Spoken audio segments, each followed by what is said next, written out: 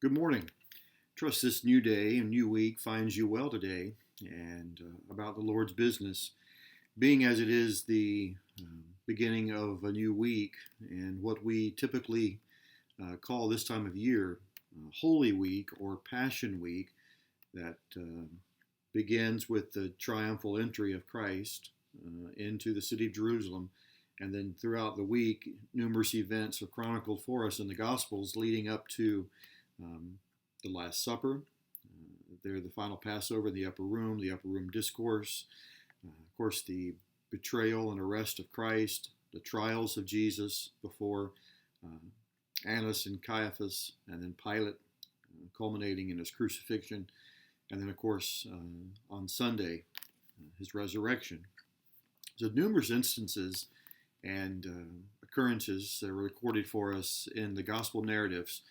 And this week, during our brief 5-minute devotional time, I wanted to share some of those events that are painted for us in the Gospels that take place on the actual days of the week. So, being this is Monday, I wanted to read for you from Mark chapter 11 a couple of events that are pictured for us. Of course, Mark's Gospel really is thought to come from the remembrances of the Apostle Peter.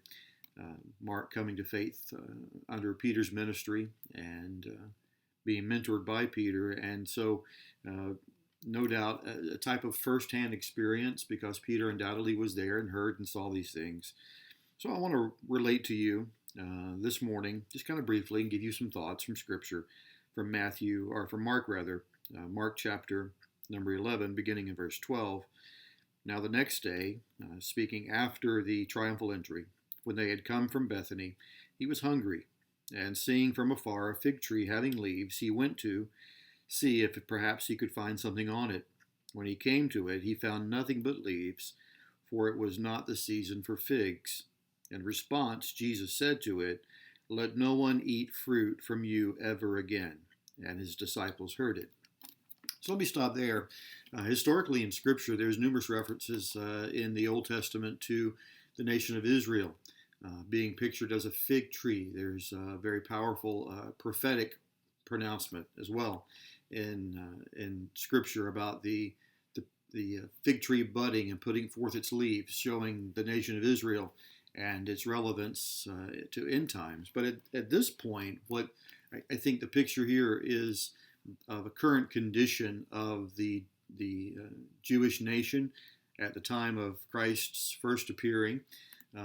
Like this fig tree, typified as the nation of Israel, it had the appearance of bearing fruit. It looked as if it could and should support fruit.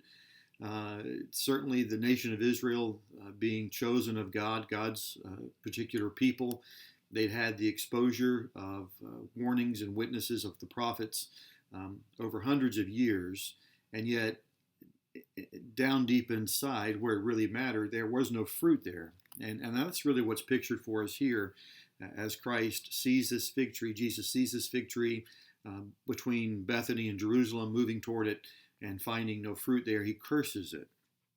And then they continue in verse 15. So they came to Jerusalem. Jesus went into the temple and began to drive out those who bought and sold in the temple, and overturned the tables of the money changers and the seats of those who sold doves.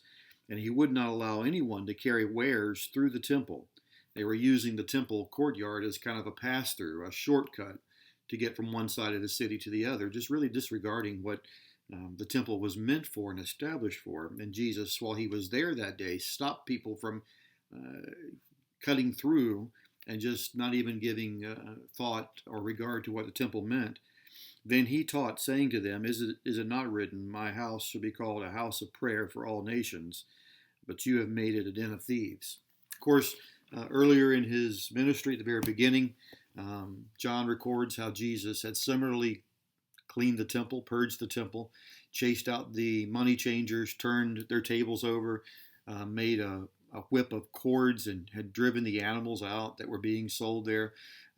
When people came to the temple in Jerusalem for Passover, they would come from some distance. And because they were required to provide a sacrifice, not knowing for sure that their own animals would be approved, a lot of people would wait and buy a sacrificial animal there in Jerusalem. Well, so there was a huge cottage industry that arose for the buying and selling of these animals, and they were often sold at higher prices, as you might imagine, things that we would even see today. Price gouging was in effect, and when you would buy and sell anything in the temple courtyards, you could not use your own money. You had to use the temple money, the shekel. So you would have to, if you were from another area, another region, you would have to change your local money in for shekels, and there would be a charge for that as well. So, I mean, there was a huge commercial enterprise that was going on there. And at the beginning of this last week of his earthly life, Jesus returned to the temple 3 years after he had purged it and cleansed it before, and finding it actually worse than it had been originally. He repeated his thoughts from Scripture of how God's temple, the house of prayer, had been turned into a den of thieves. Very important, two pictures of Christ: the cursing of the fig tree, indicative of the fruitlessness of the nation of Israel, despite the fact that they are God's chosen people and had been exposed to hundreds of years of prophetic warnings and ministry, and then the cleansing of the temple, disregard of God's house there amongst the people of Jerusalem, there beginning the week of Passover and leading into what would culminate with his crucifixion for the sins of the entire world. I pray the Lord bless you today as we work through this week together, and may you study and regard Scripture and spend time in the Gospels this week and see how those events played out in the final days of the life of Christ while he was here on the earth. God bless you is our prayer. Amen.